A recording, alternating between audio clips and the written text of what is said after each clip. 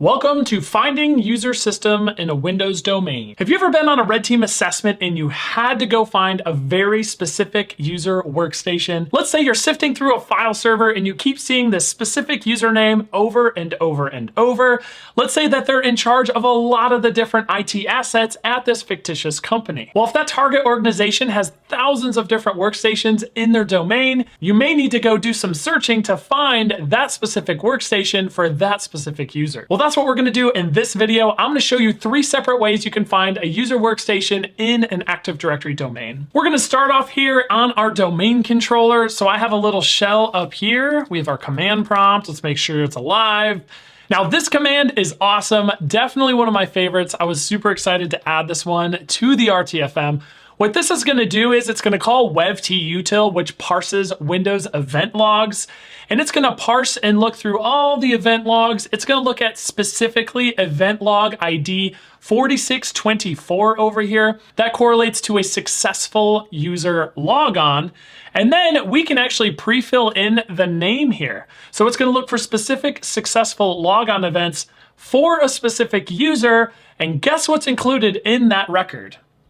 Yeah, you guessed it, the Windows Workstation IP address. So let's go ahead, let's find our username. I think we're just gonna use Phyllis Snyder here because we know where she's at. So Phyllis Snyder, copy, let's paste it in here. Perfect, we get a ton of data back. Scroll up. And sure enough, here is Phyllis Snyder's workstation. So this is a really, really awesome technique. A couple other things to note about this technique. Now, because this is parsing authentication logs, it does have to be run on a domain controller. And if a domain has multiple domain controllers in it, you actually need to run this on all the different domain controllers, because if only one of those is processing all the logins for Phyllis Snyder, you may not catch it. Now, webtutil does have a remote flag. You can feed it that allows you to run it on those remote domain controllers. Just be ready to run that with some type of administrative credential, because system privileges remotely just doesn't quite work. Our next one over here is gonna search our favorite DS query field, and that is the description. So let me put it in our pastable over here. We'll change the username. And this query is all about searching our description field for a specific username. Because we're searching this way, I would try to search the user's first name or the user's last name just to see what hits. In this method, we're kind of reliant on either the administrator setting the description field for whatever the user is, or some type of third-party software that updates that description to correlate and point at a user. So let's go ahead and try this. We're gonna put Snyder in here. We'll copy, paste, fire it off, and nothing came back, but that's okay. Kind of marching on with the thought of this command. Let's see what happens if we search name equals, and then we'll do Phyllis.Snyder. We'll change that to Sam account name.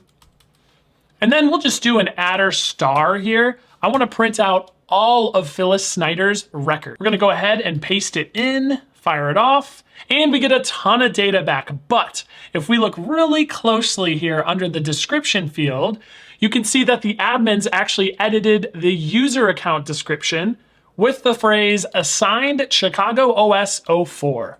So again, these description fields can just be set by any administrator. So make sure you're looking at the user descriptions and the computer descriptions. There's always some helpful information in there. Now, this last RTFM command right here, net session, typically needs to be run from a file server. It's going to show you any active sessions, which typically user home directories are mapped to file servers. So if you get over on the file server, you run this command, you can see all the users mapped sessions.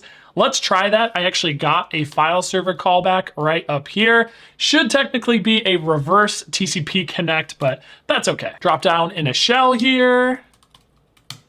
cmd.exe. We'll bounce back to the RTFM. Just net session, pretty straightforward. And sure enough, we can see Phyllis Snyder's workstation. She has her home share mapped over to the file server. Now, typically, if you run this in a big domain, you may get back hundreds of users, hundreds of workstations. So it's a great way to track down users in a domain. Now, if you liked this video, you're gonna like the next one even more. We are gonna continue with our scenario of Cyber Inc. And honestly, this is where it gets really, really interesting.